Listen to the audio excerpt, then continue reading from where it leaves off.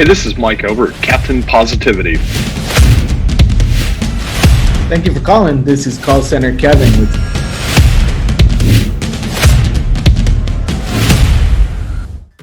Hey everybody, it's another episode of the Outsourcing Guys with Captain Positivity, Mike over and Call Center Kevin.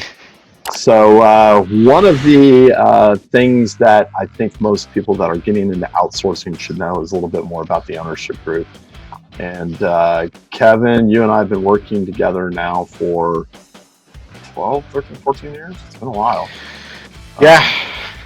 Somewhere in there. Yeah, I think I first met you out in California. What were you doing when I met you in California? I was an advertising sales rep for an automotive publication back in California. Nice. Yes, you were. And cheating on his call sheets and yep. doing all that entering false notes. That was great. Yes. So in 2010, we had the opportunity to, as we were building an outsourcing center for our company, our previous company, Kevin had the opportunity to go out to the Philippines for a month. Tell me your thoughts that first time you went out to the Philippines. We first started talking about it. It was so casual of, hey, do you want to go to the Philippines for a month? And I agreed to it. And then a week later, I was on a plane. So I didn't really have much time to process it and even think it was happening. I had to get a passport, everything. And then I got out there and or out here. It was very different. I had a little bit of regret within that first hour of when I got here. And then after a while, within hours, I had settled in and started to enjoy myself, spent a day in the office, and fell in love. Nice. And I think we sent you over a couple times, a month at a time, and then we eventually sent you over for a year. And you were managing a team for us out there, and you were kind of our soldier on the ground, if you will. Tell us a little bit on that first year, what you were doing and what type of team you were building. Yeah, I came over here originally to build a advertising sales team. We had some other sales and customer service teams that saw some success and wanted to do advertising sales.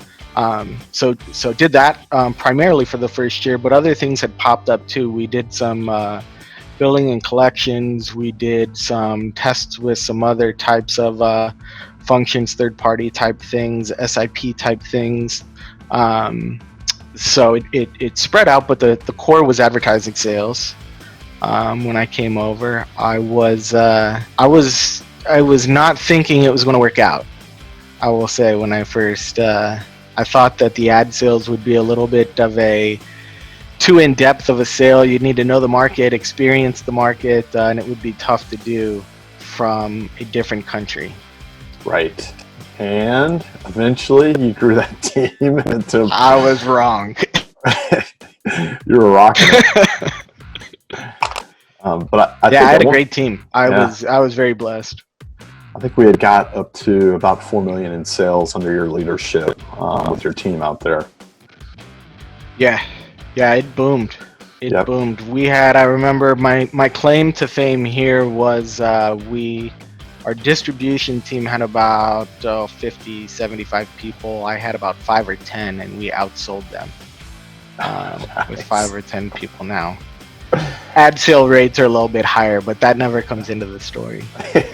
That's great. So then we had the opportunity to launch OpenLook and to help service publishers and other companies. And you started you were our main leader out there in the Philippines and one of our partners, or one of my partners, that launched OpenLook. How nervous were you when we started the OpenLook venture? More nervous and less nervous. You don't quite know what you're getting into.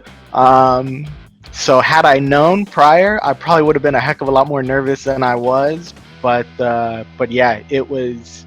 You definitely felt like. You were a rookie again. You didn't know what you were doing. You were building from scratch.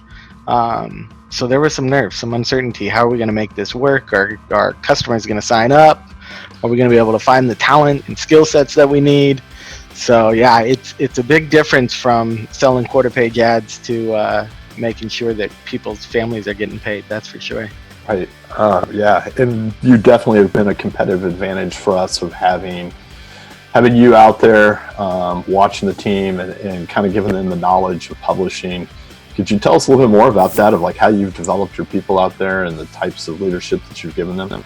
Yeah, I've got a leg up because the Philippines is very westernized. They follow, U.S. culture specifically, just like Americans do, really. I mean, they're up to date on the pop culture and everything. So it definitely helps having that kind of background. But just being able to have lived the publishing world specifically of how we got started and everything, it helps with specific technical terminology, and having worked for a publisher in the US and seeing processes and things like that, I can help talk people through and kind of build our processes to what US production teams and sales teams are accustomed to. So it helps with that transition for customers that haven't experienced offshore or even outsourcing for that matter.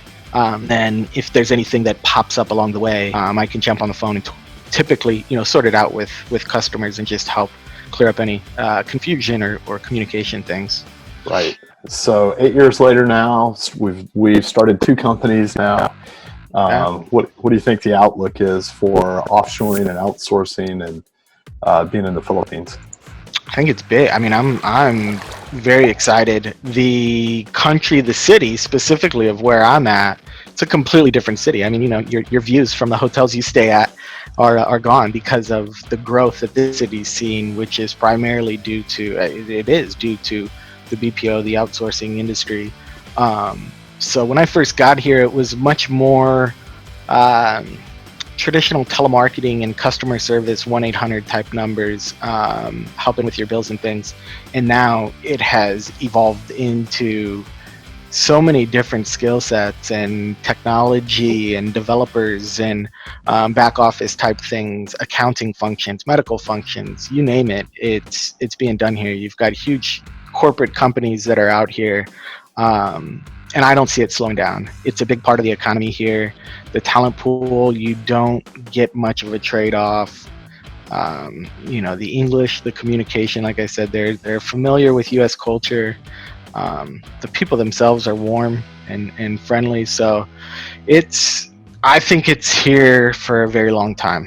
It's a big part of this country, and I think it's a big part of U.S. businesses as well.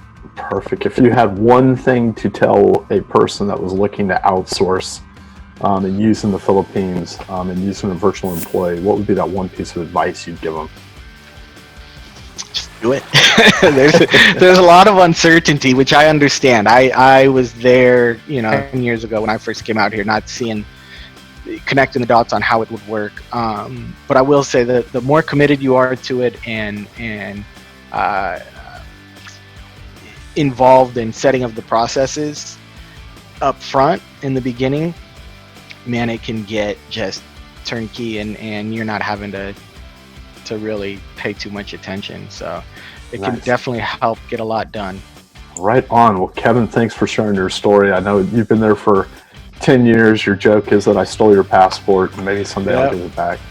Yeah. 10 years on a 1-year assignment. 10 years, 1 year, and a wife and 2 babies later. And there you are. Yeah. So, here I am. Well, perfect. Well, thanks for joining us, Kevin. And you guys can reach out to Kevin at any point and he can tell you more about the Philippines. Right on. Thanks, Mike. Got it.